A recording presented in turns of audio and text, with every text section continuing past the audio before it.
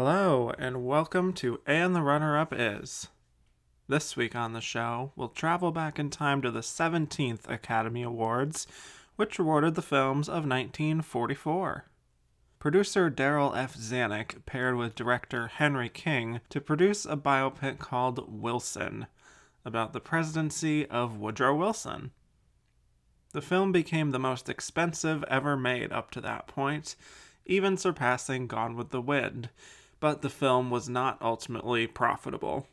Still, it went on to earn 10 Oscar nominations, winning 5, most of which were for the various craft categories. But it was the very financially successful Going My Way that would be the belle of the ball on Oscar night, winning 7 awards including Best Picture. So why did Wilson come up short? We'll explore all this and more as we discuss how the Oscar almost went to Wilson.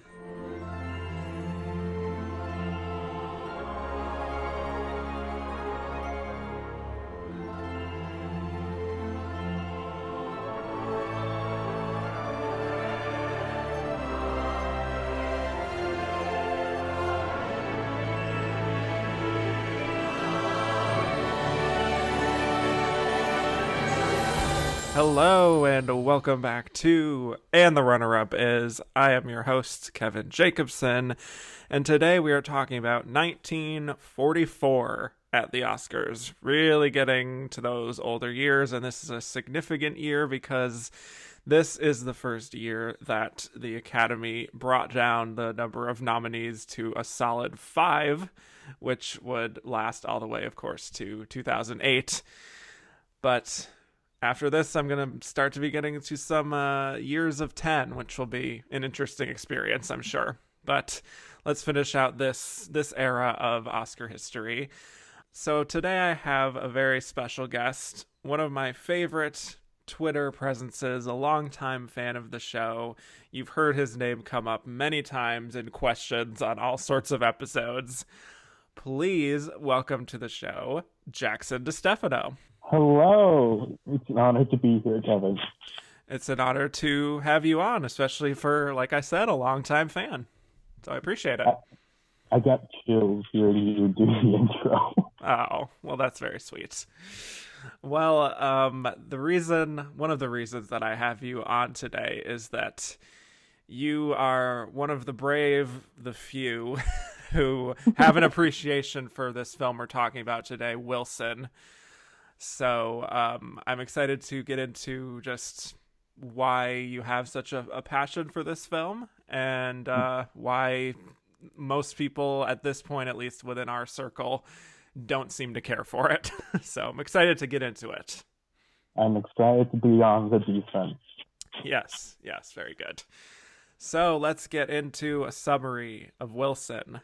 It is a biopic about President Woodrow Wilson, 28th President of the United States, and it starts with some Democratic Party leaders encouraging him to run for governor, then going through his presidential campaign and his ascendance to the presidency all the way through his second term and all of the trials and tribulations that he faced in that time, including some personal turmoil, World War I, and the founding of the League of Nations. So the film was directed by Henry King and written by Lamar Trotty. It stars Alexander Knox as President Wilson, Geraldine Fitzgerald, Ruth Nelson, Charles Coburn, Thomas Mitchell, Cedric Hardwicke, and a whole lot more. Big old ensemble cast here. And Wilson made $2 million at the box office. Has been considered a bit of a failure at the box office, but it was nominated for 10 Academy Awards, winning 5, but not Best Picture. Okay, so Wilson is a film that for a long time was hard to find, and I'm curious because I feel like there is not a lot out there just talking about Wilson, this movie at all. It doesn't have very many logs on Letterboxd. It's just one of those films from this year that, despite its Oscar success and the subject matter, just hasn't really resonated very much compared to others here. But Jackson, I would like to get your take on Wilson and why it resonates with you. So I want to start with my own history of the movie because, like you said, it was hard to find for a long time. I heard about it like 5 years ago, and it was nowhere online back then. It was like I've been wanting to watch this movie because I have a fascination with like the presidency and stuff. Like they're all horrible people, but I have an interest in it. And so like years of like just checking online, like every few months, just checking again, see if Wilson is up anywhere. And then eventually one day I found it on just online. I won't say where.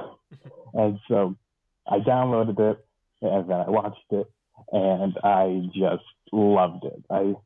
It's just, I mean, it's hard to describe just how much I like this movie. I just find the grand scale of this movie to be so fascinating, and I like I like the way it portrays the loneliness of Woodrow Wilson himself, because the presidency itself is such a unique position that nobody can truly understand until you've been there. And I feel this film does a really good portrayal of doing that. And also Alexander Knox himself, I feel like holds the film up so much with his performance. Definitely. And I think that those are some valid points. I think that all altogether this is what one would consider a bit of a standard biopic, in the sense of this is kind of just tracking the course of this man's history from several decades. Well, 2 decades, but still. I'm not quite as enthusiastic I, I as you figured you are wouldn't. about Wilson, even though I do think it does have a bad rap that is a bit unearned. Just from this community, like I said, it seems like a lot of people just think this is just dreadfully boring, unneeded, doesn't hold up. And I think even if you're not a fan of the way it presents the story, I just think on a visual level that it is spectacular, and you just see how lavish and expensive it is in almost every frame, right? And that's Yeah, because Daryl Zanuck, the producer, was very involved with the film and spared no expense to just create a level of authenticity, and recreating the interiors of the White House and packing the Democratic convention with hundreds upon hundreds of extras, and have this huge ensemble and span the course of this guy's whole presidency, both terms. So I think on a pure production design level, this is just so obviously a step above even any of the other films in this Best Picture lineup, as far as just on a technical level. So I yeah, will concede that.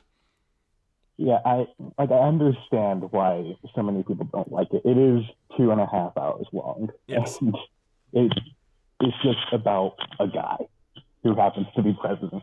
Like Woodrow Wilson isn't really that much of a lively figure or anything. He's no Daniel Day-Lewis from Lincoln, but still, it is, like you said, it is such a grand scale to it all.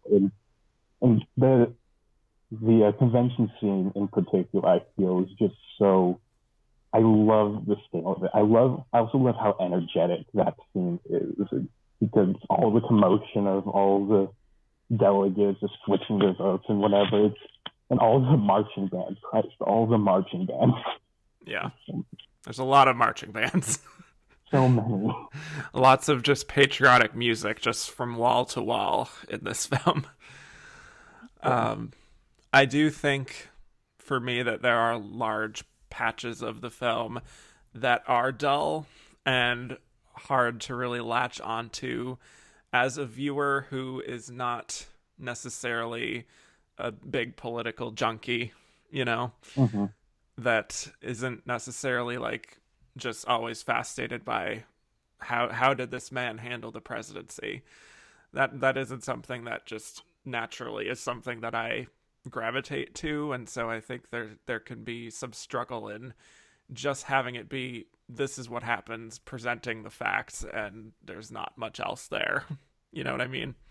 Yeah, it doesn't do much to gain people who wouldn't already like a movie like this.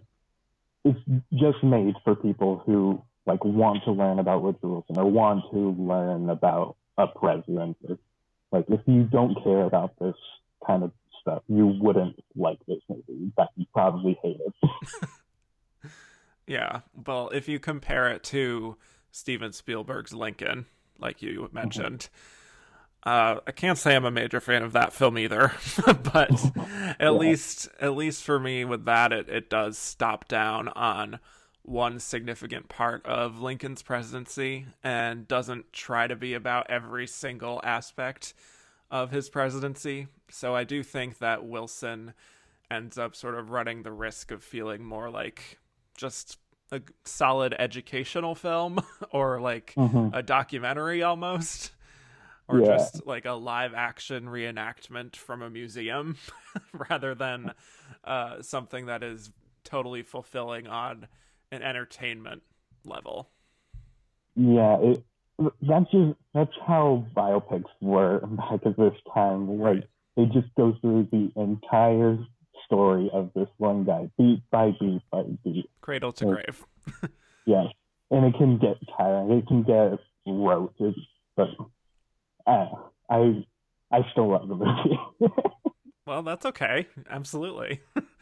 I will say one scene that is a major highlight for me is when Wilson is shouting, I don't know if that's the right word, but is getting very animated at the German ambassador. I think that is a very effective scene just because it feels like a change of pace compared to how composed he's been for so much of the first half. And I do think just to get into what the scene involves, it's made clear that the Germans are eventually going to continue to do their submarine warcraft and kind of violate an agreement that they reached to sort of cease operations on that. And so Wilson kind of loses his cool in that moment. And I think that's an effective scene just because I think in that moment I was really able to see how this guy who has maintained his integrity as much as possible and someone who is all about people honoring their deals would get upset when he's told by this guy that the Germans have every intention of bringing this back. And I love how the scene ends with that sort of climactic quote of saying, "A fight for truth and decency against the most evil and autocratic power this world has ever seen." And you can see how a scene where the president stands up to a German would play really well in 1944. Yes. What do you think of that scene overall in its place in this film? Like you're right in saying like it is a big climactic moment for Wilson himself. How like you said, he's been calm and cool for most of the movie. He only like getting kind of energetic during like his rallies or whatever. But at that moment, it just everything has just comes forth, and I feel like it maybe was a bit embellished by the writers just for that patriotic like undertone, and to reference World War II or whatever. Yeah, that's true, and I think the scene, the whole film has a lot of big speech scenes for Wilson and for Alexander Knox as an actor to be able to deliver with some level of gravitas.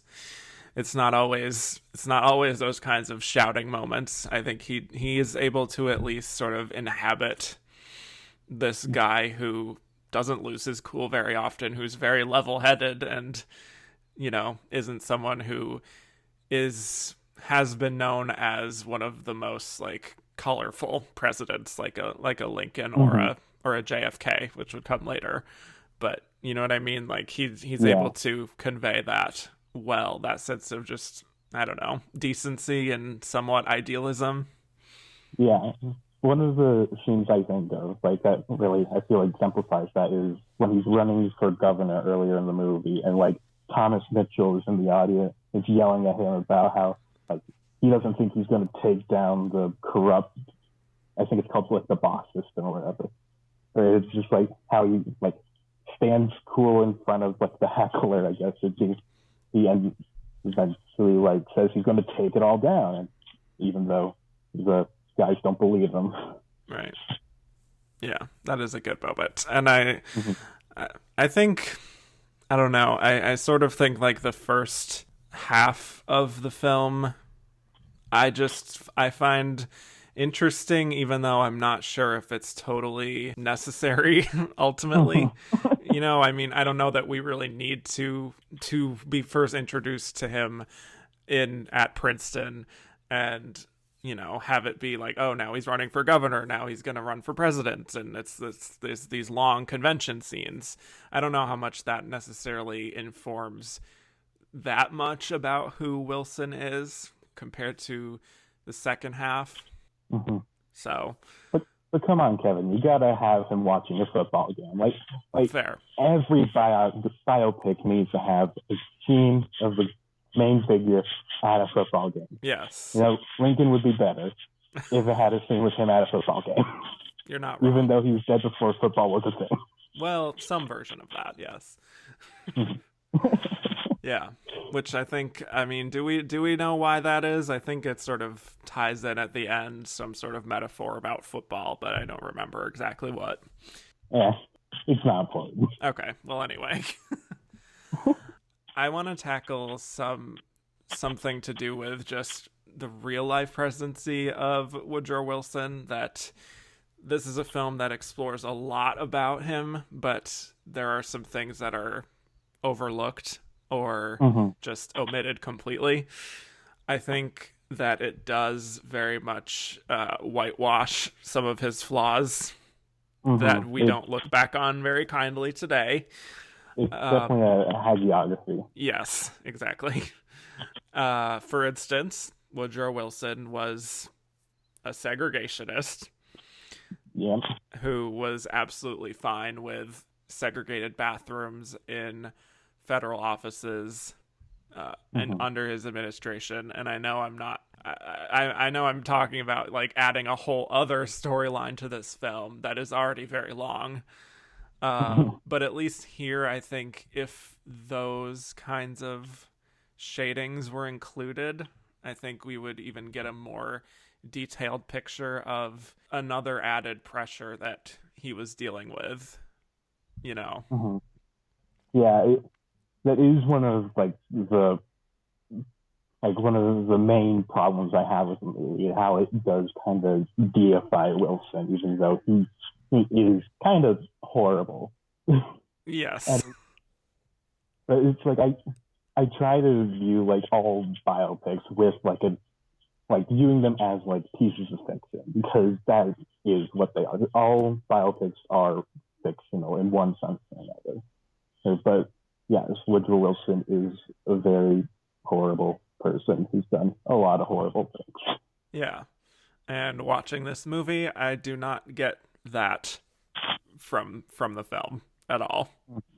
Yeah. Like, honestly, most scenes are just Woodrow Wilson was correct. no matter what sort of configuration in the room is happening, Woodrow Wilson is in the right, and he did so many great things, and he tried to make world peace and didn't end up happening. But isn't he still such a great guy for trying? Yeah, it doesn't really try to take a movie about Wilson the person. It makes a movie about Wilson the idea.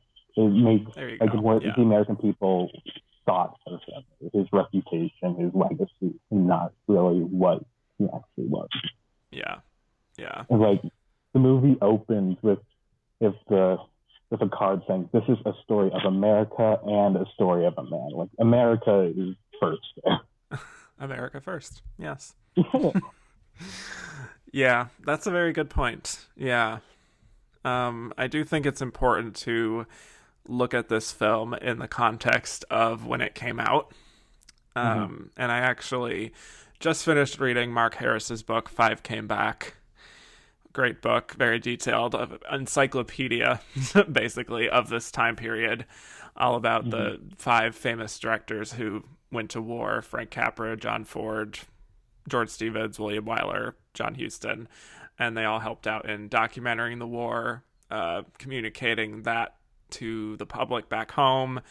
But anyway, this is a book I'll probably be referencing quite a bit over the next few episodes. But in his book, he notes that the American public's appetite for like war documentaries and these war-based films was starting to dwindle quite significantly as the war was going on. And that's where I think you can see a producer like Zanuck, who is very involved with this, even more so than most producers, trying to drum up that sense of patriotism, learning from what happened during World War I and such, and giving people a sense of history and educating. So I think if you do look at it in that framework, I understand the film, even though it doesn't really work for me. It was made for a very specific context, a very specific point in time. So once viewed outside of that, it could lose some of what made it so popular. Right. And this is now 76 years old. So, and it was a very different time. So, but, unfortunately, at least from my perspective, I do think that this is what can happen sometimes when a producer really has a lot of influence, even more so than the director, at least from what I've read about the production of this, that Zanuck was extremely involved and sort of setting out to manufacture a certain kind of film, but not really being able to deliver that, at least for me. So I think you did great. I don't know what you're talking about. Well, go on. Tell me all the reasons that this was an effective film for Zanuck. No, I don't really. Well, I mean, you do love it, so I do love it. It must have resonated for some reason for you. It's like I said earlier. Like I have a predisposition, like an already developed interest in the presidency, and I feel like I don't really know, man. It just I like Alexander Knox. I like the atmosphere of the film. I like the scale. I understand all the problems that people have with it. I just find it so emotionally satisfying. Like it hits on all the emotional beats that I would want in a film like this. It hits on the loneliness of the presidency. It hits on just like the overwhelming like stress of like having everyone watch you. Like the presidency is one of the most visible positions of anything. I feel like it really does touch on like being president and the unseen parts of that. Yeah, and I do resonate with when it gets to the more of the personal, how Wilson is grappling with all of the pressures of this. And I think one of the more effective sequences is when his first wife is dying and ultimately does pass away, and just how he is not really able to focus in that moment and trying to cope with all of this while dealing with everything that's happening in the world at the same time.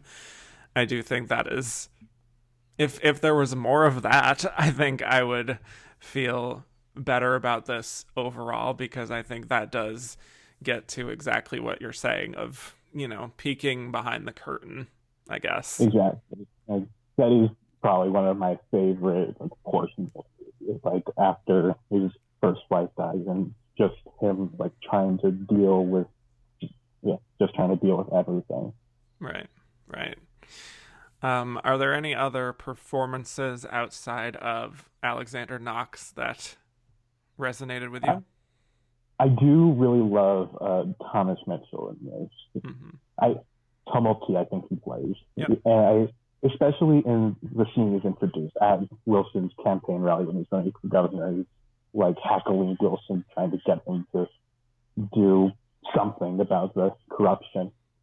But I just love Thomas Mitchell in general. Like I feel like he's just a nice presence to have in a movie. Yeah. I feel like he's really like energetic and he's really Thomas Mitchell. Right. Yeah, definitely a highlight. And even though she's not in it for a while, I also really do like Geraldine Fitzgerald as his second wife, Edith. I think she's very good. I think if there was more time devoted to the end portion of Wilson's presidency where she was starting to take over some responsibility, I think that would have been a very interesting thing to explore. But I also think that is weirdly glossed over. Yeah, what some people call her like the first female president because while Wilson's help was deteriorating, she did take over like so much of she's rumored to have taken over so much of the power. Yeah. She might have been secretly running the show, right? Like that second term of her. Right. So, maybe, and just for Oscar purposes, maybe if she had some more to do and more exploration of that she may have been nominated. But Alexander Knox, is obviously the only nominee from this, and it's easy to see why. Yeah, it's all about Wilson. Yes, quite literally.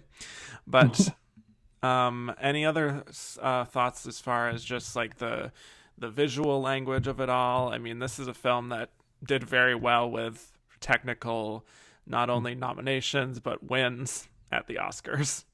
Yeah, it was one production design, cinematography, editing. Like you can see all the money that went into this. You can see all the talent behind making it all so perfect and detailed. Yeah, absolutely. And yeah, I think this is the only color film in the Best Picture race. Yep. This year, so that certainly helps it stand out a bit and helps to win some of those categories. But even if there were others, I think this probably still would have won for, at the very least, art direction and cinematography. The film editing one I do question, to be quite honest. I like the editing. I think there is some there's some techniques used with like the overlaying of like different shots. I think is what got it to win the editing Oscar. I feel like there might have been some new techniques it did. Yeah, there's also some inclusion of some newsreel footage as well. Yeah, but just looking at some of the competition, I don't know that I would have voted for Wilson in film editing, but fair enough for a nomination. Okay.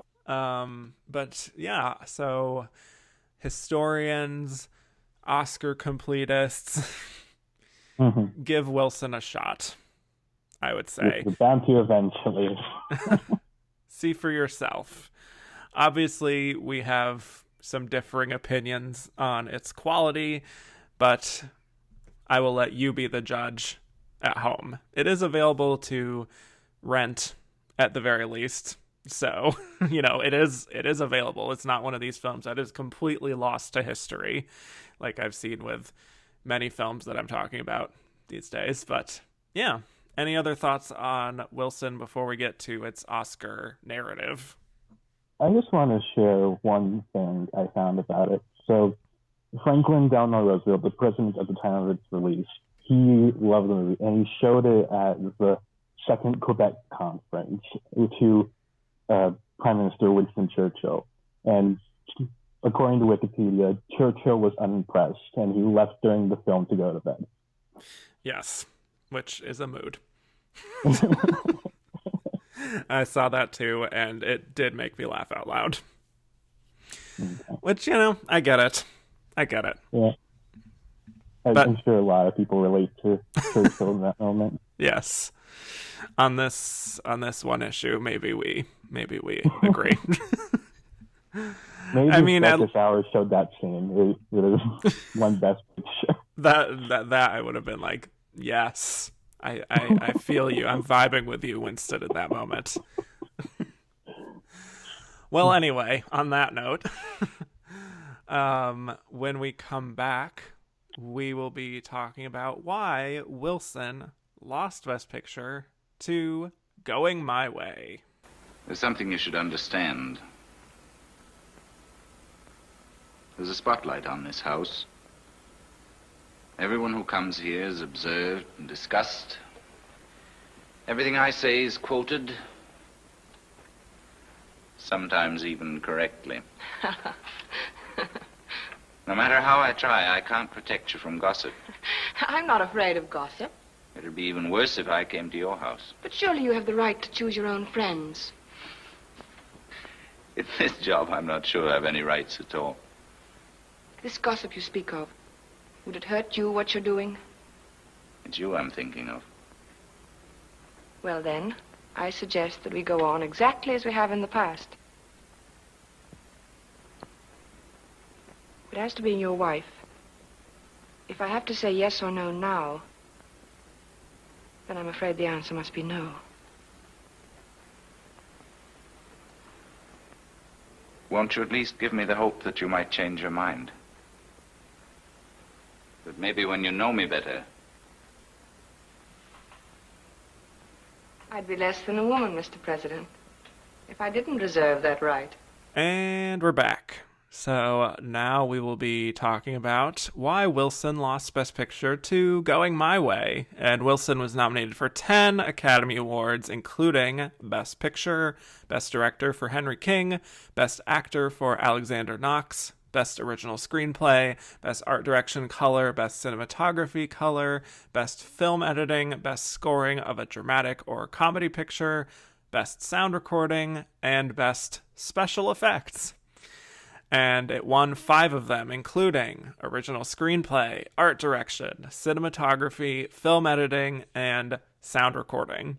So a very hefty haul for Wilson there. And before the Oscars, like I said, not a lot of precursors to talk about, but Alexander Knox did win the Golden Globe for Best Actor. And Going My Way won the Golden Globe for Best Picture at the New York Film Critics and was presumed to be the front runner heading into Oscar night. So why do we think Going My Way ended up emerging victorious here? Because the American people went absolutely nuts for Going My Way in 1944. Yes. It was the highest grossing movie of the year for some reason. So I take it you're not a fan. I am not. Which might be funny to people listening who, since I love Wilson and hate Going My Way. Look at you being a contrarian. Yeah, I already shared some of my thoughts on Going My Way on the Bells of St. Mary's episode. I think Going My Way is one of the most perfectly fine Best Picture winners. I know some people really don't like it. Present company. Some people love it. They think it's a classic. I'm just right down the middle. Could go either way. I mean, I sort of get why this resonated with people, but I also am just like, why are we giving this thing 7 awards? This seems excessive. Yeah, I understand Going My Way. I understand why people like it, but Bing Crosby is so annoying. I tried to take notes when I was watching it for this, but the only thing I was able to write down was, Bing Crosby has a punchable face. I want to punch Bing Crosby in the face. Fair enough. Yes. Well, for those who haven't seen it, it is about a young Father O'Malley, played by Bing Crosby, the punchable Bing Crosby, who is who's not like a regular pastor. He's a cool pastor. And so he's transferred to this New York parish, and he has to try to reform this group of boys, get them into a choir. Also, he has some conflict with the older pastor of the parish, played by Barry Fitzgerald. They sing some songs, the church is saved, the end. Again, I think it's a decent film for what it's setting out to do, but it just is not memorable for me, or the kind of thing that I would want to throw on around the holiday season. I think Bing's singing is good. There's no denying that. Acting wise, not really sure where the praise comes from in this case. And Barry Fitzgerald is a great presence as well, but I'm just not not very moved by the film in the end, as I guess I should be. But regardless, I do think that it resonated for a reason with people, that it did give a warm feeling. And it has, depending on the person, I guess, I do think it has a likable energy and likable characters. And Bing was a major star. And it's just a great confluence of things where we're still at war, World War II. It is starting to wind down, but, you know, it's just one of those kind of rallying cry, like, yes, this is just good old-fashioned American entertainment, and we're saving the church. Hooray. Yeah, I can see like it resonating as some like escapism kind of thing. Like, who cares about the war when Bing Crosby is coming to this church and singing his little heart out? Yeah, exactly. So if you compare that to Wilson, I hesitate to even say that it's similar in terms of like having any level of importance as far as going my way, but just in the sense of like something resonating as far as you can get behind it as a contender. I think there's some similarities there, but why do we think Wilson ended up losing this? I think because, well, I feel like it's more going my way, just absolutely dominating everything than Wilson losing it. It's because it swept almost every category it was nominated in. Like, the only things it didn't win, I think, were Barry Fitzgerald's second nomination and something else, I think. It just absolutely dominated. Yeah. It did get 10 nominations and 7 wins. Yeah. Because obviously one of the wins was, or one of the losses was film editing to Wilson, and it also lost cinematography, black and white, to Laura, and then the other, Barry Fitzgerald. Yeah. Yeah, but it's still 1-7, which is a lot. It's a sweep. Yeah. So I think what's prevented Wilson from really getting over the top, though, is just a feeling that it was a bit of a box office failure, especially compared to Going My Way. And just, I guess this just wasn't a film that, even though it had good critical reception at the time, it just wasn't a film that really managed to excite people in a way that they would want to vote for it, I guess.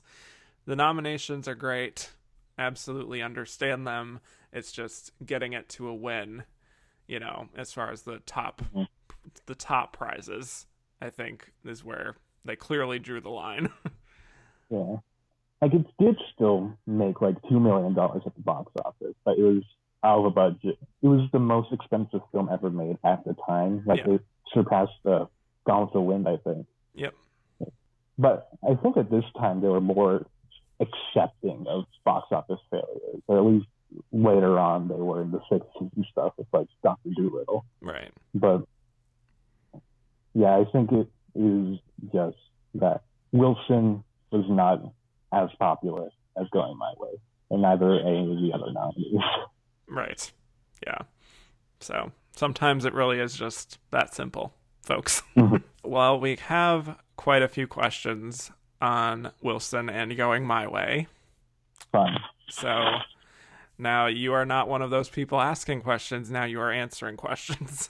I restrained myself not to ask any questions for a podcast I'm on. That would be... You should have done that. That would be fun and meta. But anyway. Well, from Catherine Short, she says, during the golden age of Hollywood, some films were seen as the artistic brainchildren of producers and not directors. This is evidenced by the fact that most people talk about Darryl F. Zanuck in relation to Wilson and not Henry King. Why has this changed over time? Has it changed? Like there are still, like, for example, like the Marvel Cinematic Universe that is heavily like Kevin Feige involving that. Like, I feel like it's just dependent movie to movie. Yeah, I think it has taken different forms, but in the cases like exactly, that's a great example of Kevin Feige. That is a very clear producer-driven cinematic universe, and so in that case, yeah. Go Where's on. the Daryl Zanuck cinematic universe? Like, let's see that. Yeah, I would like to see it. So yeah, I think it is definitely just a case-by-case thing, and probably with the rise of, independent film, that certainly has caused much more of a auteur director-driven sort of framework, but I think it's a different case. So I think there's a little of both happening in our current movie system. Well, this is from Jeffrey Kerr, who said Barry Fitzgerald managed to receive nominations for both Best Actor and Best Supporting Actor for his performance in Going My Way. How did that happen? Like we said, people just loved Going My Way. And also Barry Fitzgerald himself is kind of in between with like his performance. Like he could be considered a secondary lead actor, or he could be considered a supporting. Yeah. He's a borderline case. Yeah. But I mean, they thought he was so nice they nominated him twice. What is there to say? Well, but I did really like him in it. I feel like he is the highlight. Yeah, for sure. But in the official rules at the time, it just said, and I quote, performances by an actor or actress in any supporting role may be nominated for either the Best Acting Award or the award for Best Supporting Player. So there was no rule against it at the time because it never happened up to that point. And then when it happened, it was like, oh, this is weird. I don't think we should do this ever again. Yeah, it's probably just an oversight in the Academy. So it's just like, let's fix that. Right. So yeah, Barry Fitzgerald, a weird anomaly. But I am curious, just thinking about what are some other performances that might have done that, managed to get into both lead and supporting, but because of the Academy rule, they were only able to get in to one category. I've got no idea as to what could be. I'm like looking through the supporting actor list, and maybe not Frank Sinatra in From Here to Eternity. That's very much supporting. I'm just looking. I do have one that is pretty clear, I think, that is recent, which is Kate Winslet in The Reader. Oh yeah, that's right. Yeah. Because she kept flip-flopping. Or was she was mainly supporting up until Oscar night. Right, but she got more votes in the lead category for the Oscar nomination. Yeah. Maybe Alicia Vikander in The Danish Girl might have done that. Or Mahershala Ali in Green Book, maybe, because I feel like he's probably a definite lead. But absolutely a lead. Yeah. It would have been interesting to see if the rule had never been changed, what we might have gotten. What I'm curious about is how many votes did Barry Fitzgerald get in lead actor? Like, how close was he to winning? Yeah, I know. I mean, he could have been the runner-up. That would be wild. What if he actually walked away with both trophies? Wow, his impact. I prefer him to Bing Crosby winning one. That is fair. Yes. Well, we got some other questions about it, so I'll reveal more of my thoughts here. Juan Carlos Ollano says, which category would you place Barry Fitzgerald? I was thinking about this. It's just because he is borderline. Like, even when you look at his screen time, he is just like right in the middle between lead and supporting. But I think I personally would consider him a lead actor. Interesting. I think I would still just go supporting. Maybe it's just a kind of an old, outdated way of thinking about just like how he wasn't necessarily like a leading man kind of a performer, to where I feel like it wouldn't realistically happen for him in lead as far as a win. But then again, we've seen plenty of character actors win in lead. When considering like the Academy viewpoint, like it definitely makes more sense for him to be in supporting, but Yeah. like just personally, I think he's more lead. Like he's a co-lead with Big. Yeah. I think he's less of a lead than Ingrid Bergman in The Bells of St. Mary's. I'll bring him down to supporting. Sorry, Barry. There's nothing wrong with supporting. Exactly. All Oscars are created equal. So this is from MS's iPhone, which is the new name for Kyle Bailey. Congrats, Kyle Bailey, yeah. on your new name. Yeah. Which Barry Fitzgerald nom would you swap out with someone else if rules were the way they were today? Well, we will probably get to a little bit more of later on when we're talking about other performances and films, but unless you have one now, feel free. I'll talk about it later. Okay. We'll talk about other movies. We'll file that away for the future here. Okay. Can it? Yeah. And this is another one that was probably be for later, but I'll just read it. Claudio Alves says, if Fitzgerald had been only in supporting, who would be the 5th best actor nominee? I think it would be... yeah, we should save it. Okay. Because it's about to come up soon. Right. Well, I think we're good on those 2 films, and I'm very excited to be talking about the other 3. Yay! Just personally speaking, I am more excited to talk about these films. This is a great lineup when you count out Going My Way. Yeah. Like, 3 of these are like, including Wilson, 3 of these are like some of my all-time favorite Best Picture nominees. Beautiful. Well, I could say that 2 of them are for my case.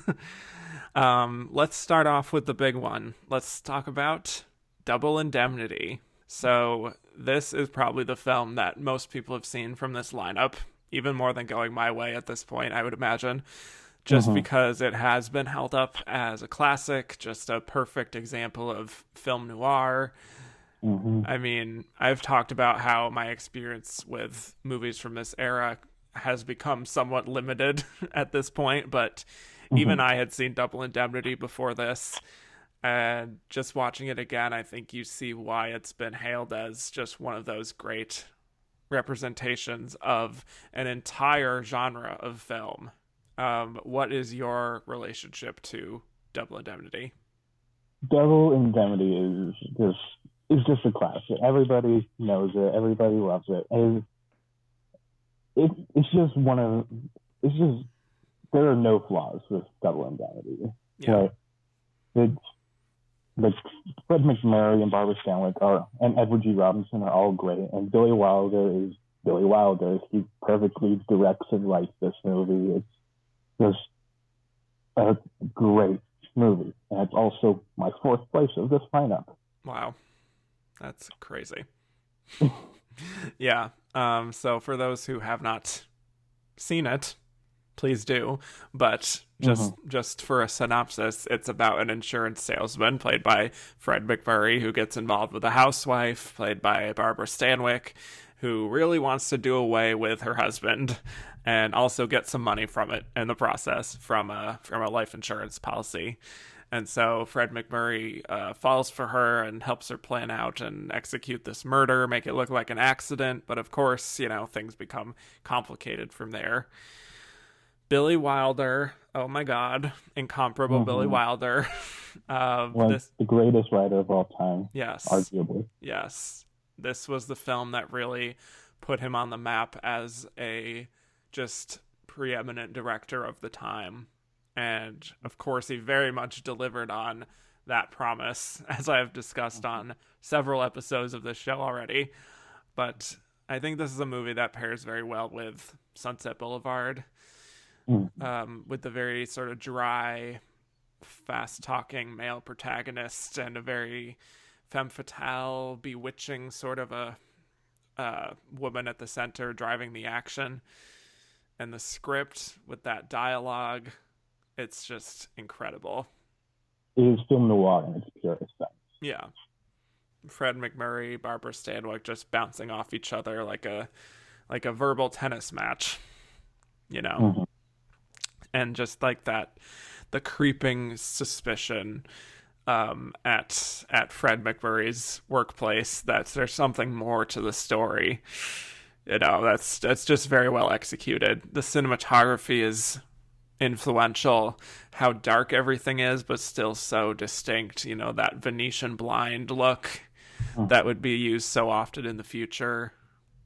There's just so much going on here that I love.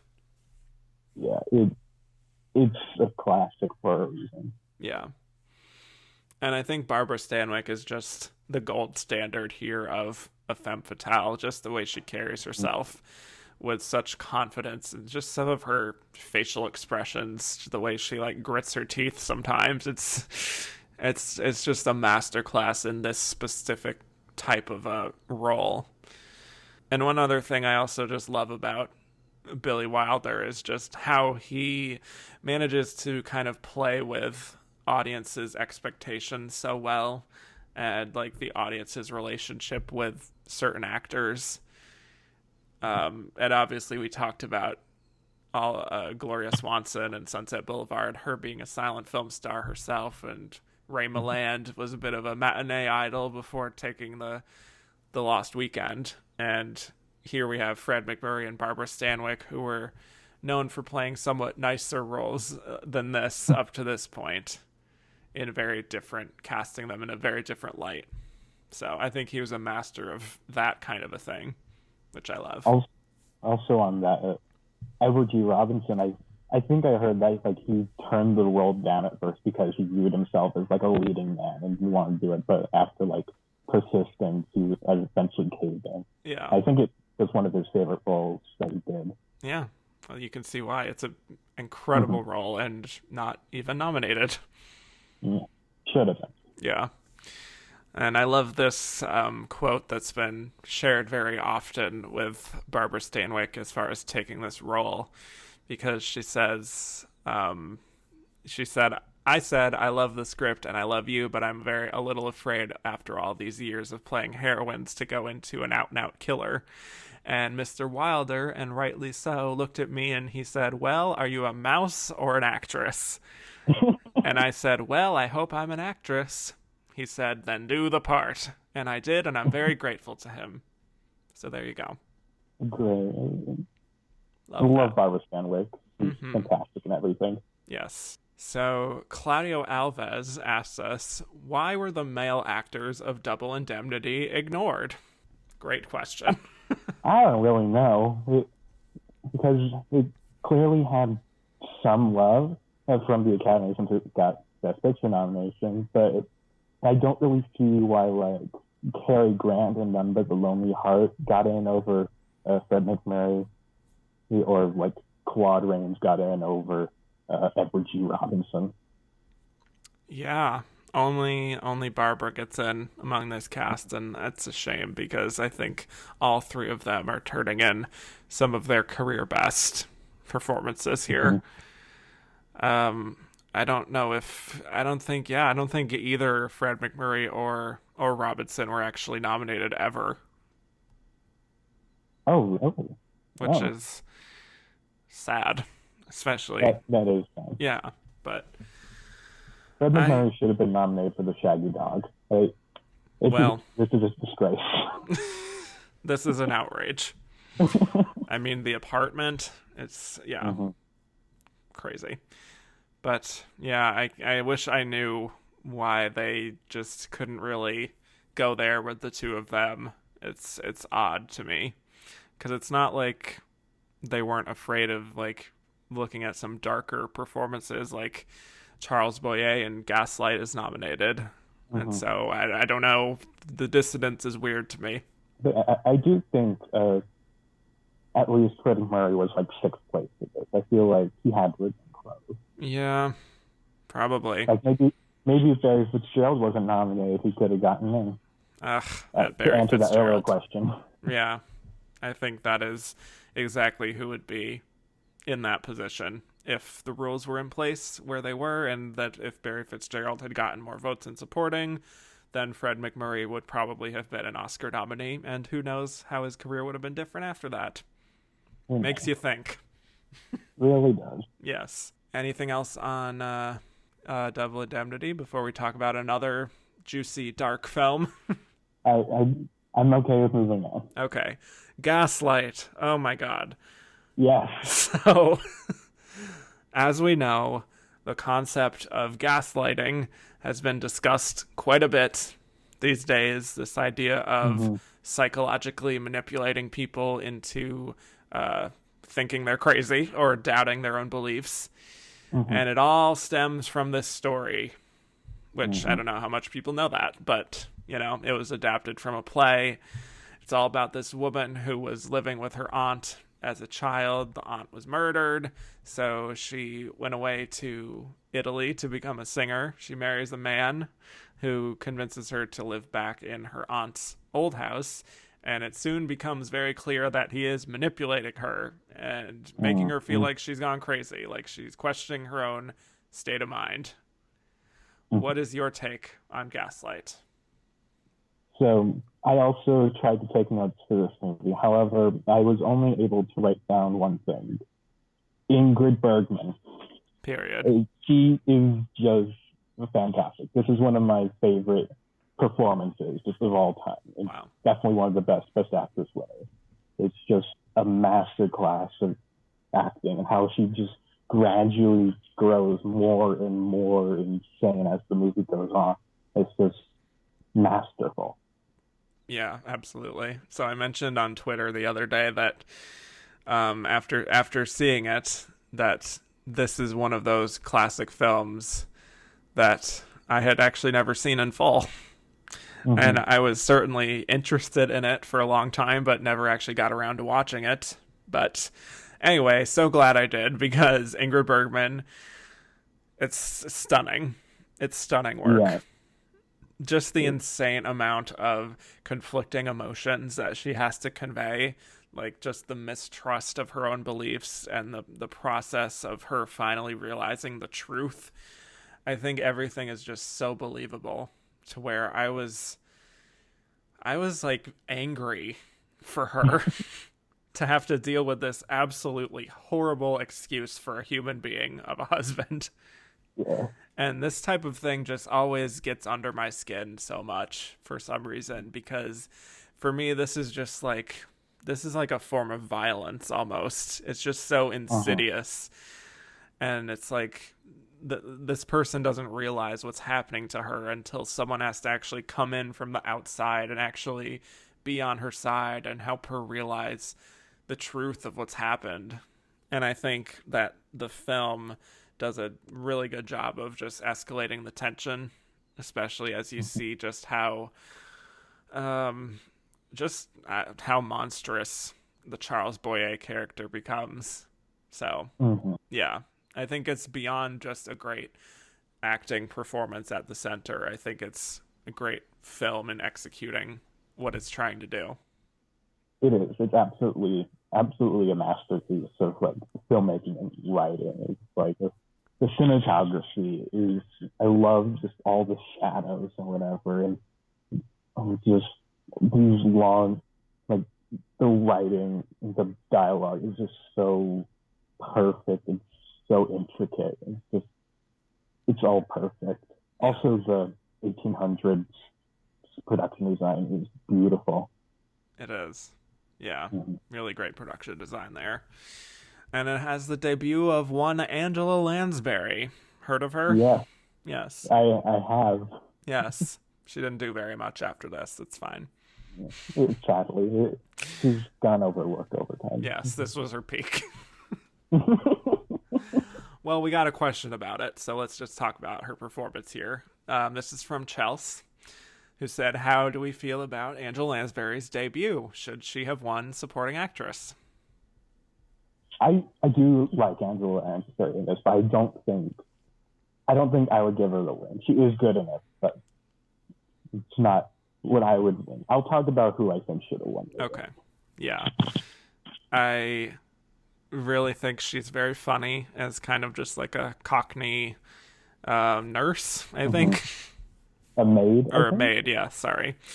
And just kind of a classic sort of body, kind of a supporting actress role that gets nominated quite a bit, this kind of thing. But she's very fun. I would. She's enjoying it. Yeah. she's having the time of her life. And I would probably not give her a win. I would save that for the Manchurian Candidate, personally.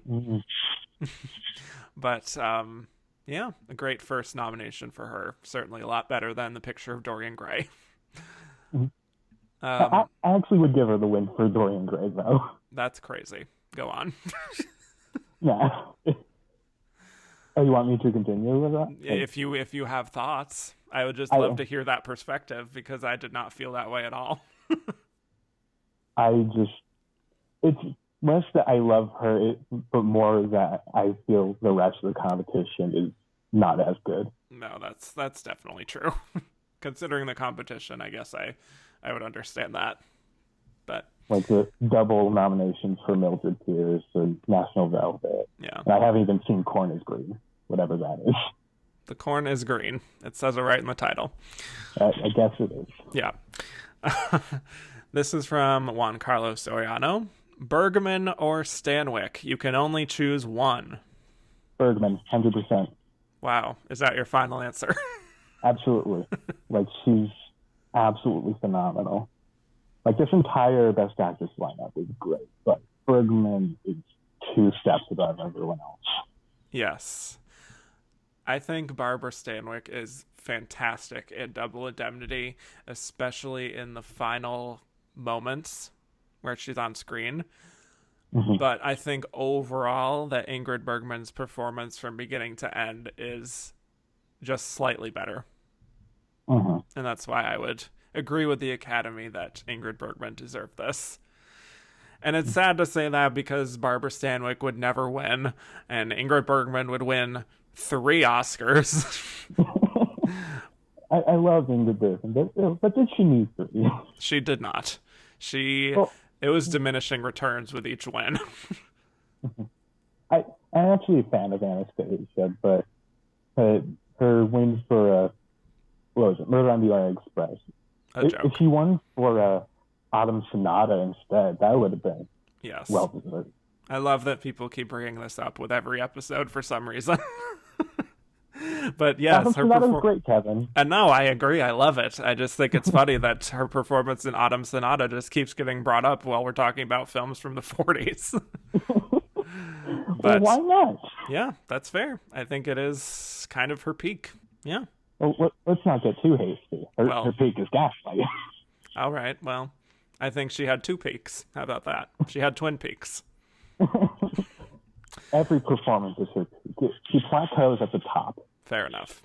I'll give you that. Okay, well, another one from Juan Carlos Soriano. Why do you think... Question. Yes, he's fired up. Why do you think Gaslight missed directing? I cannot give you a good answer for that. It is so superbly directed. Yeah, George Cukor. I guess maybe the competition is just so stiff. Like, of course, Going My Way is going to get in, but they have Double Indemnity, Laura, Lifeboat, and Wilson, which are all superbly directed films. Yeah. So maybe you disagree on Wilson, but right. The other 3. That is the one I would take out to put in George Cukor, but yeah, I guess I would argue that Wilson's more of a producing effort, personally. But yeah, it is a very weird situation, just because it is... I feel like it is very visual and director heavy kind of a film. That it's a weird omission. I don't have a good answer for it, because it's 76 years ago. It is weird how like this heavily directed film that got in for Best Picture just somehow missed director to films that weren't even nominated for Best Picture. Yeah. It's just strange. Yeah. And Gaslight is a film that wins for Best Actress, and it also wins for one other one, right? Yeah, Art Direction, black and white. So well deserved. Clearly a loved film, even more so than Double Indemnity, which didn't win anything. So, yeah, interesting. But shall we get to our other Best Picture nominee? I just want to quickly mention that Charles Boyer is very good at being horrible in this. Oh, yes. Thank you for bringing that up, because if I was looking at this lineup, I think I would absolutely pick him to win. best I would actor go lineup. for Knox personally, but Charles Boyer is also great. Right. Yeah. At least we can agree that he's better than Bing Crosby. He's better than Bing Crosby. He's better than Barry Fitzgerald, and he's better than Cary Grant. Yes. So, yeah. I kind of think that both of the Gaslight stars should have won. Mm-hmm. That would have been fun. I wouldn't have no problem with that. Yeah. But let's get to Since You Went Away. Oh boy. So this is the closest we really get to kind of a war epic, except there's no wartime scenes. It's just very focused on the home front. And it centers on a family who the patriarch is off at war, and the mother, played by Claudette Colbert, Jennifer Jones, plays the daughter. Shirley Temple plays another daughter. Mm-hmm.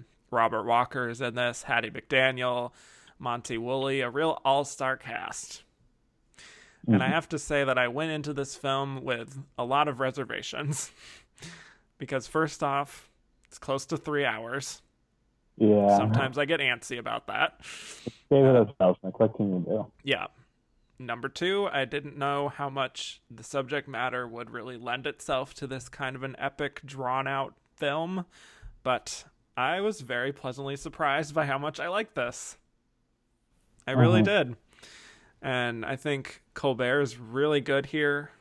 She's another great Best Actress nominee here, portraying that kind of inner strength really well.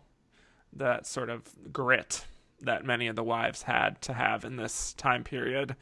Jennifer Jones is very good, especially in the second half of the film where things really start to fall apart for her. And overall, I do think this makes a really good companion piece to The Best Years of Our Lives. Just in really, I think the same thing. It's just like a double feature. These two would be so perfect. Very long, but perfect. Yes. Yeah. 6 hours of your time. Yeah. I have adored this film ever since the first time I watched it. I love just this intimate portrayal of this family life. I think all the performances in this are great. Like Colbert, Eric Joseph Cotton, Monty Woolley, Jennifer Jones, Shirley Temple. Everyone is fantastic in this. Yeah. Yeah, it's a fantastic ensemble. If the SAG ensemble was a thing, I think this would clearly win. But it gets 9 nominations, very close to the 10 for Going My Way and Wilson. So I do think there was a possibility, not saying how likely it was, but that it could have potentially been in a runner-up position just because of the relevance and getting that many nominations, 3 for acting, right? So, yeah. Like, I could definitely see it as being the runner-up. Like, and especially since it did compete against Going My Way in a lot of its categories. Since it's a black and white movie, it competed against those technical categories. And it's also adapted screenplay too. It's just, who knows if Going My Way wasn't there, we might have had Since You Went Away. I could see it.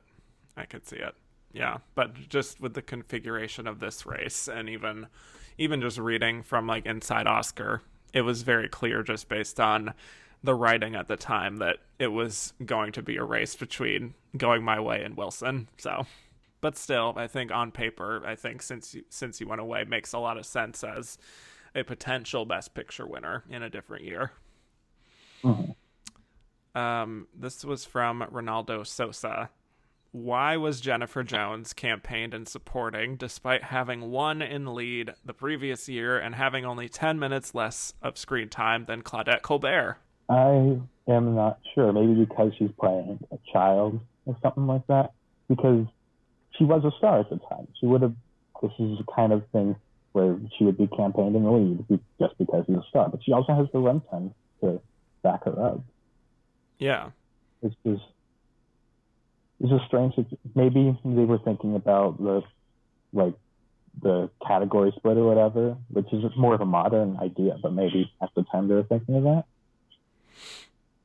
Yeah, I don't know. I don't know if there was just a feeling of split vote scenario, or I don't know if that was even the campaign to have her be supporting. But And if she just maybe ended up there. Maybe she was almost nominated for both. Yeah, that could have happened. Just missed out. Yeah. But she has well over an hour of screen time of this film, which I think just in terms of some of the longest performances that have been nominated for supporting, I think it's potentially the longest, but I don't quote me on that.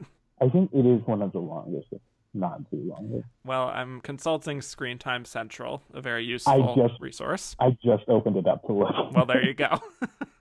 And I'm scrolling down now, and I see that it is the longest performance to be nominated for Best Supporting Actress at an hour and 15 minutes of screen time. Wow. Yeah. So it probably definitely should have been, at least. Yeah. Even more than Rudy It is Mara. A long movie. What? So maybe but it is a long movie, so maybe percentage-wise, it's it's definitely a really long performance. Yeah, percentage-wise, that does bring her down. She's no longer even in the top 10, if we're having that discussion. Mm-hmm. But just in terms of pure her being on screen for that long, there are many parts of Since You Went Away where it just seems like this is about her and her journey. Yeah. So she has her own half of the movie, pretty much. Yeah. Did you want to talk about that moment you talked about in your Letterboxd review? Yes. Because I love that. There is a moment where Jennifer Jones is going on a date with the grandson of Monty Woolley's character, and they're just at a bowling alley, and then there's this sailor who's like taunting them as they're bowling. And at first they're like annoyed by him, but then all of a sudden they just start talking with him and hanging out with him, and they clearly want to have sex with each other, like all three of them together, but they just don't because it's 1944. But they should have. They definitely should have. It would have fulfilled an arc. Yeah, that was very erotic, I must say. There was so much tension. I was living for it. Yeah. And I don't remember who the actor was who's playing the sailor. I don't think he's anyone important. But he just gave me like a very much like a Brad Pitt vibe almost, like a young Brad Pitt. Just like clearly just kind of a guy who would get attention from men and women. Yeah, he's something else. Yeah. So, yeah, a really fascinating, weird little scene that doesn't really pay off. I'm glad it's there. I'm glad it's there too. Yes. Another one from Ronaldo Sosa was Hattie McDaniel close to getting a second nomination? I don't think so. I feel like they weren't. The Academy wasn't really interested in nominating her again, and like because of the racism and stuff. Because racism, yeah. Yeah. Considering like how long it actually took for a black woman to get a second nomination, I think the first one was Whoopi Goldberg. Yeah. Her color coding Ghost. It's like I don't think that she was even close to getting nothing else. I agree. I think specifically for Gone with the Wind, like that involved like a lot of campaigning from David O. Selznick himself, and I don't think he did that at all for this. Right. Yeah. I mean, I was just looking into just her involvement with the film, and she wasn't even really included in just like press photos like that involved having the whole cast there. She just was not there. So I don't think there was a campaign at all. She is good in the movie. Yeah. It's just there wasn't a place in for her. It's just terrible. Yeah. She's playing another maid, which she would do throughout her career. And there weren't many other roles available for her, sadly. But yeah, she does the most with very little. And she gets to wear some great hats, which is fun. Andrew Carden, our friend Andrew Carden, asks us, did Since You Went Away deserve additional supporting actress noms, i.e. Agnes Moorehead, Hattie McDaniel, Shirley Temple? in this lineup, I would definitely allow a replacement for like Shirley Temple or like Aline McMahon and Dragon Seed, but personally, I wouldn't nominate any of them. Yeah. I don't know. I can't say that I was super impressed enough to give any of them a nomination just in a vacuum, but I mean, it just would have been nice to have Hattie McDaniel nominated again at all, so I guess I could say that. Mm-hmm. Yeah. It would be fun to have Shirley Temple there, absolutely, but I don't think there was much of a role there. That'd be really fun to see Yeah. Shirley Temple get an Oscar nomination. Yeah. Just for anything. Yeah. So those are the Best Picture nominees.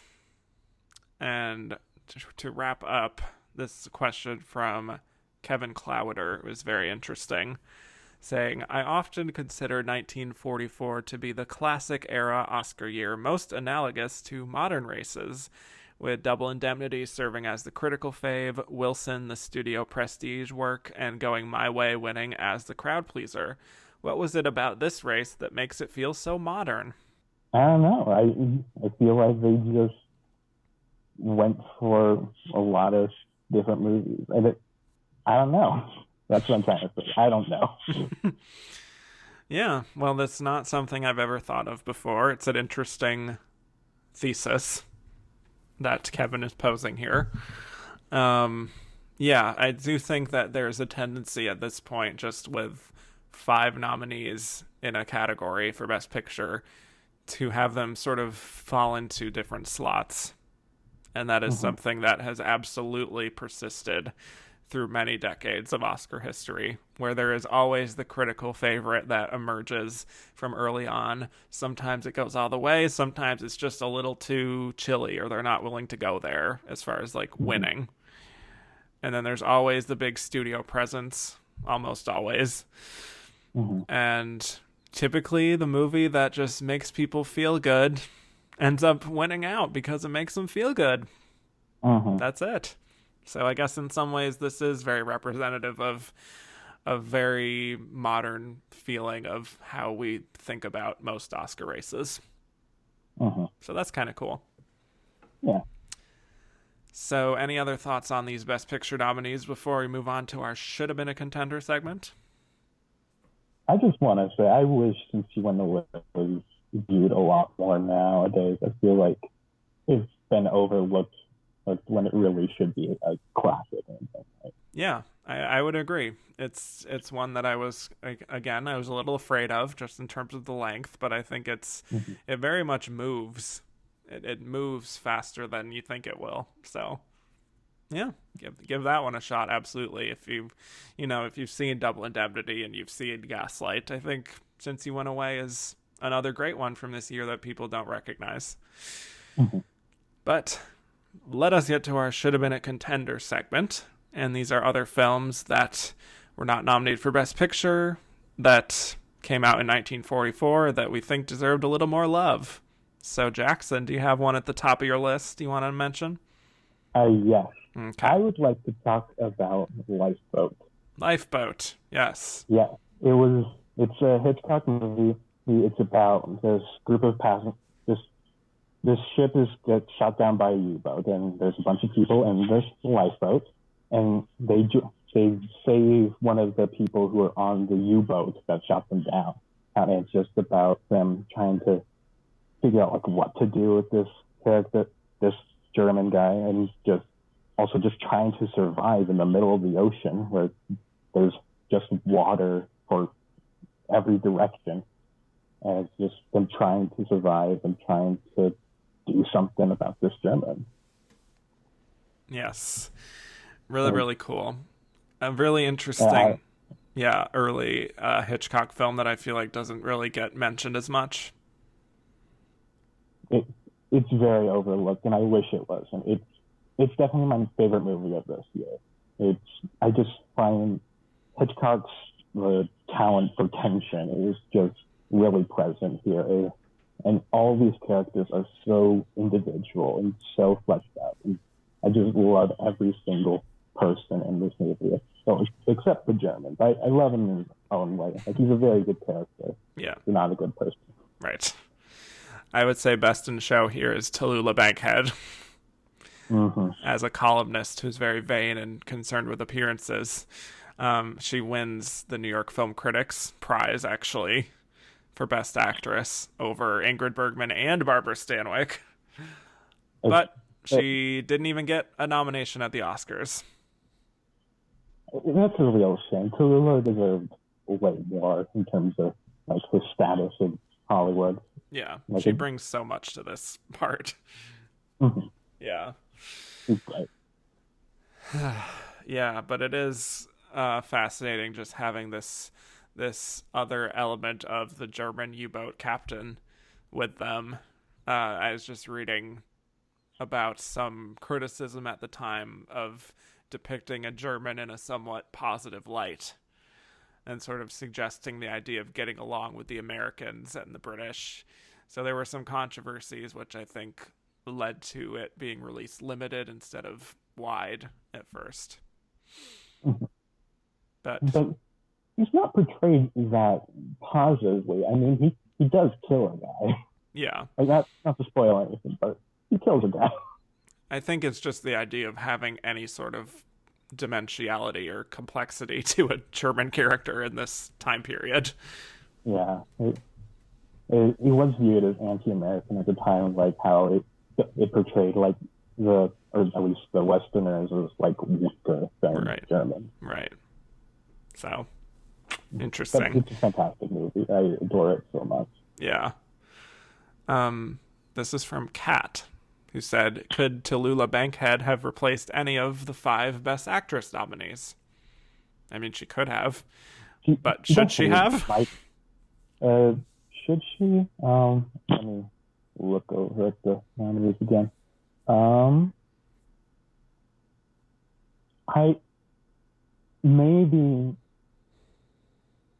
don't think so. I really do like this lineup, but I do think she is a bit better than Betty Davis and Mr. Skeffington.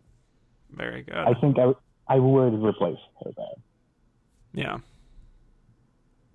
I have not seen Mr. Skeffington or Mrs. Parkington, so I cannot say to that effect, but I would definitely not replace her with any of Ingrid Bergman, Barbara Stanwyck, or Claudette Colbert. Yeah, that much those are all fantastic. Yeah. This is from Claudio Alves.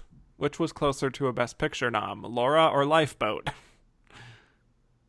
That is a good question, and I think my answer would be Laura, since that seems to have more support from the Academy. Like it won cinematography, I think. Yeah. I think it might have gotten more nominations, but I can't be sure. Right.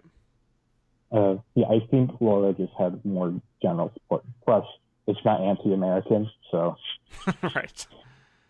But very cool of the director's branch once again to nominate Alfred Hitchcock anyway, despite any controversies. Yeah. Well, I want to talk about Laura while we're on the subject. Well, go ahead. Yes. So, Otto Preminger, film noir. It's about a detective played by Dana Andrews who starts to fall in love with the woman whose murder he's investigating, played by Gene Tierney. And part of the investigation involves a columnist played by Clifton Webb, who really likes to be in control of things and is very possessive and clearly has some sort of strong relationship with Laura. And I think Clifton Webb is perfectly cast here. We talked about him a few weeks ago, I think, in The Razor's Edge. Yeah. He's even better here. He does have certain mannerisms, but let's just say I think he does convincingly play a guy who would become obsessed with a woman in a very controlling kind of way, like she's just his plaything or something. It's not overtly sexual, but still very drawn to her, if you know what I'm saying. I know what you're saying. Yeah. But anyway, really great twists and turns. Speaking of film noirs, just that really build in the tension and the suspense. This is a great example of that. The music is beautiful, very melodic, especially the opening credits. Really big fan of Laura. It's a very good movie. It's not my favorites, but I do love the movie. Yeah. Well, I love this quote that is from the Clifton Webb character from the film, which I intend to use more in the future, which is, in my case, self-absorption is completely justified. I have never discovered any other subject so worthy of my attention. It's a very good line. Which is a mood. Yeah. But I think Clifton Webb is fantastic, and I think he might have my vote for Best Supporting Actor. I have a friend in which we talk about this race, and he loves Clifton Webb so much, but he's fourth place in this lineup for me. Oh wow! I love Barry Fitzgerald more than him, and I also adore Monty Woolley, and I also love Hume Cronin in The Seventh Cross.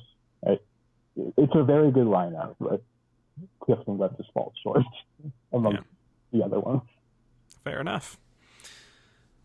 Well, Ian Balakalak just asked us how close was Laura in getting a Best Picture nomination. Like we said, probably sixth, so probably close. Very close. But I almost wonder what was fifth in this lineup. What do you think? What do you think just got it at number 5? In the Best Picture lineup? Yeah. I think definitely Double Indemnity. I think it wasn't too... The Academy didn't really love it as much as it did the other ones, like just judging by the nominations and wins alone. Which is weird to think since it is such a classic nowadays, but I feel like Double Indemnity is definitely fifth place. Very interesting. I wonder if it might be Gaslight, even with the wins it got. I'm not sure. Because that also got 7 nominations, but it did not get in for director. So it's definitely possible. Yeah. But yes, Laura was probably absolutely 6th. Do you have another film? I do. Let's talk about Meet Me in St. Louis. Of course. Meet Me in St. Louis is a fabulous Judy Garland musical about turn of the century in St. Louis, Missouri. It's just this life of a family. Judy Garland meets this guy and he starts falling in love with him. It's a very typical musical for the time, and I just adore it. It's such a nice feeling. It's very much escapism and stuff, but I just love it. Yeah, I think it's such a beautiful showcase of Judy's talent and just star power. And just one-of-a-kind voice that is it's just a warm film. It's very wholesome and earnest, but also has like a weird, like dark undercurrent sometimes that I kind of find fun. And I think that's part of why something like this resonates with me more than something like Going My Way, which is just very like straight down the middle, earnest, emotional sort of thing, is that sort of dark weirdness to it. Like the character of Tootie, the youngest daughter of the family, she is a troubled soul. I mean, I love Tootie. She's getting into trouble. She's buried her dolls in the cemetery. And the whole Halloween sequence. Wild stuff. She must be protected at all costs. Margaret O'Brien, fantastic. Yeah. I also love the coloring of this film. It's so gorgeous. It's very saturated. Yes. I would definitely give it cinematography color for best here. It's just... Even over Wilson. Oh, yes, over Wilson. It's so astounding. Yes, I completely agree. It didn't walk away with any wins. Sadly, it was nominated for 4 Oscars, including the Trolley Song in Best Original Song. It lost to Going My Way there, which, again, is another undeserved win for Going My Way. Well, Swinging on a Star is not one of the worst ever. Let's be real. I think that still is a decent song, but It blends together with everything else that came out in 1944. Fair enough. Maybe that's why it was so popular. But this also, of course, has the song Have Yourself a Merry Little Christmas, which is one of my absolute favorite Christmas songs because it is full of melancholy. That's really a lot where that darkness you mentioned earlier comes out. Yes. It's also one of my favorites. Beautiful scene. This is just from Claudio Alves. If not for her special award, which Margaret O'Brien got the Juvenile Award for this, could she have scored an acting nomination? No, probably not. I don't think the Academy was too open with child actors this time. Yet. They had I forget his name, but some Best Actor nominee in like 33. But outside of him, they weren't really too likely to nominate children. Right. But I'm glad that it was acknowledged in some way, because that is truly a fascinating performance. They should bring back the Juvenile Oscar. There's a lot of child performances. Yeah, and that would be such a great moment on the telecast, I think. So they do it in Governor's Ball, probably. Right. Let's be real. Well, fair. Anyway, yeah. So Meet Me in St. Louis is a beautiful film that is you should absolutely watch if you have not already. One of Judy's absolute best. I would love to talk about Arsenic and Old Lace. Yes. Oh my God. I love this movie so much. Cary Grant, obsessed with him in this specifically. Yes. Just every goofy expression he makes is just so pitch perfect. And usually I'm kind of hot and cold on that kind of mugging for the camera sort of deal. But I think it works so perfectly for a film like this that is just so manic and goofy and twisted. It's just such rock solid, funny material that they're working with. And I think it's funny, and even in a way that's not just like, oh, just a little bit of a chuckle, smiling to yourself or anything. It's like when I watch this film, I'm actually laughing out loud. It is absolutely insane. It's an absolute riot. One of the best comedies at the time. Yep. Everyone is at the top of their game, and they're all loving their characters. It's just amazing. Yeah. Just Cary Grant being so like incredulous about everything, and how the two aunts are just so cavalier about what they're doing. They don't understand how it's wrong. Yeah. They're just so like sweet and what do you mean? It's fine. But everything with the Frankenstein monster look-alike and the inclusion of Peter Lorre, great stuff. All the great slapstick comedy. I think it still totally holds up. Yeah, it got nowhere near the Academy, sadly. But nowhere near it. But I personally would 1,000% nominate Cary Grant for this over None But the Lonely Heart. Yeah, definitely. Yeah. It's much better. Yeah. I also want to talk about the Theodore Roosevelt, the guy who thinks he's Theodore Roosevelt. I just think he's absolutely hilarious. He's fantastic. Love a running gag. Yes. Masterpiece of comedy. That's what Arsenic and Old Lace. Absolutely. A masterpiece of comedy. Yes, for sure. Do you have another one here for us?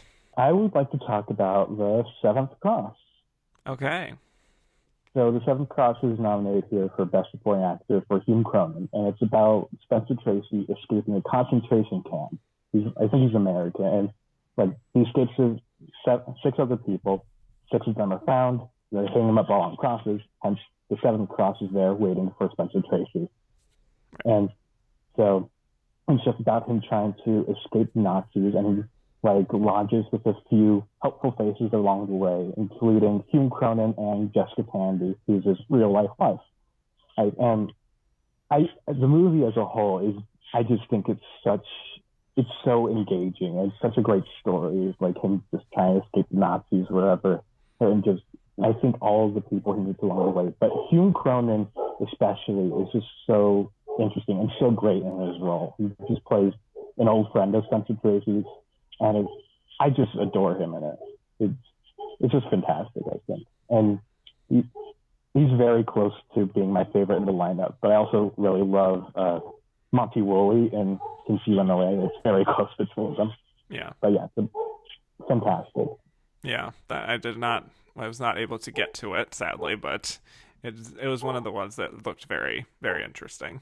I definitely recommend watching it, both to you and the listeners out there. Yeah. I just to bring it up, even though I don't think it should have been more of a contender, but just since we haven't talked about the other winning performance from this year, which is Ethel Barrymore in None But the Lonely Heart. I don't love this movie, per se, but I certainly understand why Ethel Barrymore won Best Supporting Actress. I think it's a classic, like, fierce mother kind of role who goes through a lot of turmoil, but on the whole, the film just never really comes alive for me, and I think Cary Grant is very unconvincing with a Cockney accent that kind of goes in and out. Wild choice. Yeah. I do not understand Cary Grant's nomination. No. I don't really understand why this movie got so much love, but I do kind of like it. Ethel Barrymore is the highlight of it, and I think the story is pretty good too. But I don't understand. I think it got like 4 nominations, I think. Yeah. Around that. But I don't really understand it, but it is good, I think. Yeah. Don't have a lot to say about it, to be honest. It's very Irish. Yes. Well, did you want to talk at all about Mr. Skeffington or Mrs. Parkington? I'll talk briefly about them. So those are both nominated for multiple awards, with Betty Davis and Claude Rains nominated for Mr. Skeffington, and Greer Garson and Agnes Moorehead were nominated for Mrs. Parkington. And despite their similar titles, they are very different. But I would love to see a crossover between Mr. Skeffington and Mrs. Parkington. I just want that to happen. But back on topic. Mrs. Parkington it's pretty good. It's about like this woman who gets taken up into the high life by Greer Garson gets taken up into like the high society by what's his name? Walter Pigeon, and she becomes Mrs. Parkington, and it's just about her life in the higher class. And I think Greer Garson is great in this. I feel like I'm a sucker for Greer Garson and Walter Pigeon movies because I love Mrs. Parkington. I love Madame Curie. I like Mrs. Miniver. I think that's the weakest of their collaborations, even though it won Best Picture, which you'll see soon. And on back to Mrs. Skeffington. Betty Davis lifts up this whole movie. It's pretty dull, but Betty Davis is absolutely just lifting it all up. Every Betty Davis movie is worth watching because of Betty Davis. Right. Like, you can take any bad movie and turn it into something all right just through her performance. She's just one of the greatest actors of all time because of that. Yeah, absolutely. I, again, have not seen either film, but both sound very interesting, and I like both those actresses as well, of course. But just a really quick question from Catherine Short. Asked us, many believe that Betty Davis received her least deserving nomination for Mr. Skeffington this year. Do you think this is an unfairly criticized performance? And why do you think Davis was nominated when the film was not well received by critics at the time? I think she's nominated because she's Betty Davis and she's being great. And as for it being one of her weaker nominations, I don't think any Betty Davis nomination could be weak. All of them are great. It's just because she's Betty Davis. She's Betty freaking Davis, yeah. Betty freaking Davis. Yeah. One last question from Miles McHale. Which is better, Mr. Skeffington or Mrs. Parkington? Mrs. Parkington. And now we all know. Yeah. Yes. Did you have other films you wanted to mention as we wrap up here? I feel like we should bring up to have and have not, or Yes. because someone will yell at us if we don't. Because I think that is the first collaboration between Lauren Bacall and Humphrey Bogart. Yes, because this is Lauren Bacall's debut film. Oh yes, and yeah, it's good. I didn't rewatch it for this, so I don't have much to say about it. But I remember liking it the last time I watched it. A ringing endorsement. Yeah. Yes. It's worth mentioning, at least. Yes. It's the start of this beautiful friendship. I'm trying to see, did it get any nominations? I don't think so. No. And I also want to bring up Marie Louise, which technically isn't eligible for this year, but it did technically come out this year. And you didn't mention it last year, even though it was the first non-English movie to win an Oscar. It won original screenplay in 45. Yes. And I watched it a few months ago, and it's amazing. You can see why it was just such a milestone, because it is such a great movie, despite being lost to time and stuff. Fair enough. So yeah, Marie Louise, it's great. I don't remember it, but it's great. Not memorable, but great. I remember like the editing and stuff. I remember like the performances, the direction. I don't remember the plot because none of the words really stand out because it is in another language and I had to read subtitles. But I remember just being so moved by it, just by the filmmaking and stuff. Yeah, it sounds very interesting now that I'm looking at it more in depth, at least.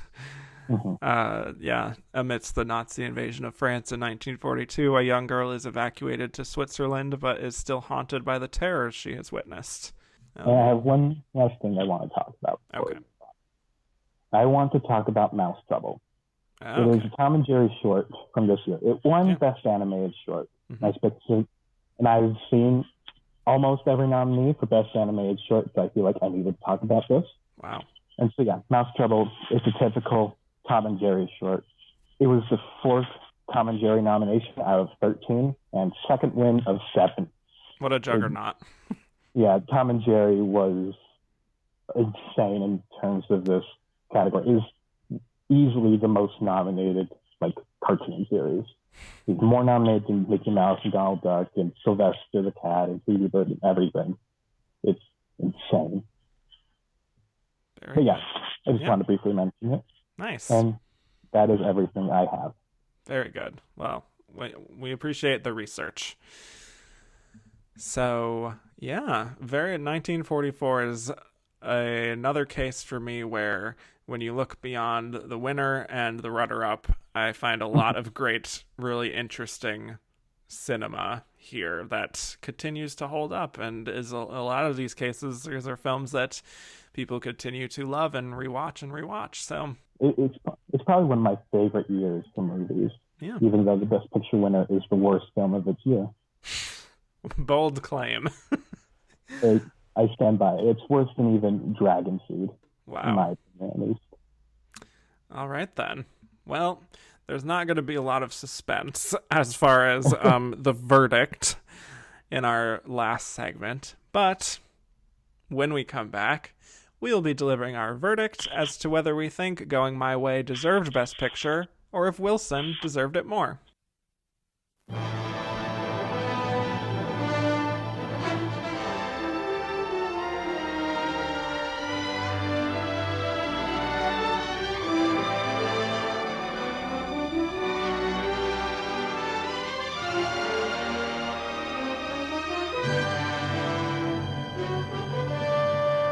Yes, it's back again. The wonderful show that scored the Grand Slam in Academy Awards. Going My Way.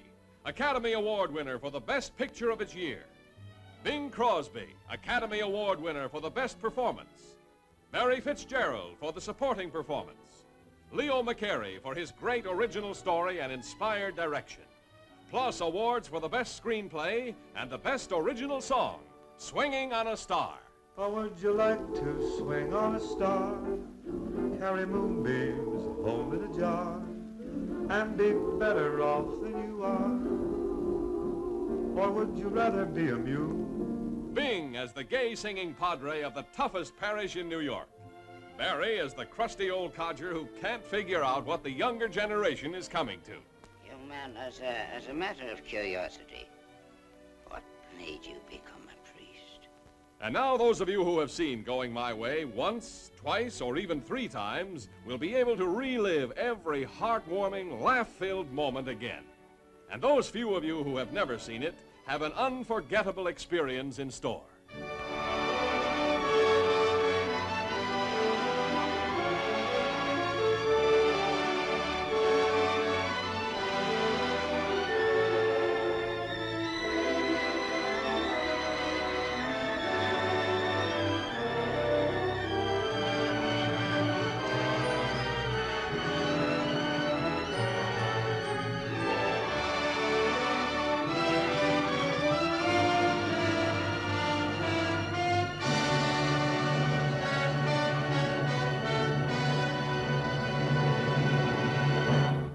And we're back. So now we'll be delivering our verdict as to whether we think Going My Way deserved Best Picture or if Wilson deserved it more. Jackson DeStefano, what is your verdict?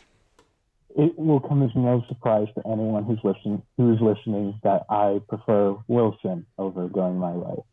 Yes, I figured as much. And that is... But you, I'm curious. I can't tell whether you prefer Going My Way or Wilson.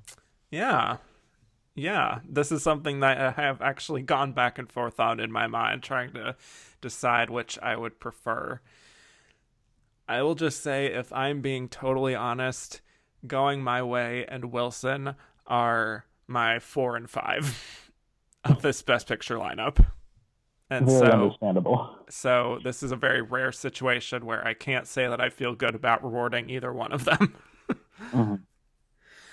But I think just on, I don't know, this is just going to sound stupid, but just on a pure entertainment level, I guess I'll say Going My Way, even though I don't necessarily love it at all. I just at least find more of interest happening there than I do with Wilson. And I don't actively hate either one. I just am very meh on the both of them. And there's something that I find a little more charming, I guess, than you do about Going My Way that is not present for me in Wilson, which is my number 5. So, yeah, if we open it up to just any the Best Picture nominees, does your answer change from Wilson? It is very close between Wilson, since he went away and Gaslight for me, but Wilson still wins it for me. Wow. I'm glad that you stand by that. That's good. Well, my answer does change in this case. If I am to open it up, I would go with Double Indemnity as the winner, with Gaslight as a very close runner-up, personally, which would make Since You Went Away number 3. But any of those would have been acceptable Best Picture winners for me. Yeah, this is a great lineup. Yeah. And also just a great Oscar year. It just happens that the worst one won the most. Yeah, it's an underrated lineup. I will say that. Yeah. So with that, thank you so much, Jackson, for joining me today. I hope you had fun being on this side of the... I did this. Thank you for inviting me. It's amazing. It's an unforgettable experience. Oh, well, that's very sweet. I really appreciate it very much. And I love just chatting with you about Oscars on Twitter and getting all those great questions, and now having this very nice little moment here. So thank you so much. Thank you, Kevin. Yes. And so tell people where they can find more of your musings on the internet. I don't have anything to plug, but I do have Twitter and Letterboxd. You can find me at both places at JACDES Williams. But hey, if you want to give me something to plug, anyone listening can feel free to hire me for something. There you go. I am unemployed. Hire Jackson for something. Yeah. Doesn't matter what it is. Just something. Just something. Yeah. Great. Well, you can find me on Twitter at Kevin_Jacobson. The show is at Oscar Runner Up. Rate, review, and subscribe wherever you find podcasts. And if you like what you heard and want to hear even more Oscar nonsense, go to patreon.com/andtherunnerup and get some great bonus content. And if you want to just look at the whole my whole archive of episodes that I have, plus all of the great Twitter rankings we've done over the past few years, go to andtherunnerup.com. So with that, thanks again, Jackson. Thank you. And I will bid you all adieu.